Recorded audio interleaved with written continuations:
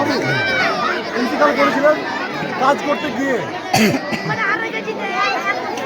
তারপরে ওনারা বডি ওখান থেকে নিয়ে আসেন, নিয়ে এসে তখন 23 তারিখ। তারপরে এক টাকায় সমাজসেবা সাধারণ ভাই আছে, আছে গ্রাম পঞ্চায়েত মেম্বার বাহাদুর,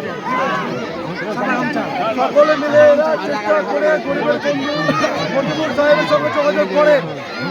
গরিবের বন্ধু বিগত 2 মাস আগে কথা দিয়েছিলেন যে হরিশ্চন্দ্রপুর, চাঁচল, বালতিপুর এবং রতুয়া এই 4টা বিধানসভায় যতগুলো পরিযায়ী শ্রমিক মারা যাবে তাদেরকে 1 লক্ষ টাকা অনুদান দেবেন দুর্ঘটনায়। সেই কথা রাখতে আজকে উনি সম্বলপুর টাল, এটা কিন্তু রতুয়া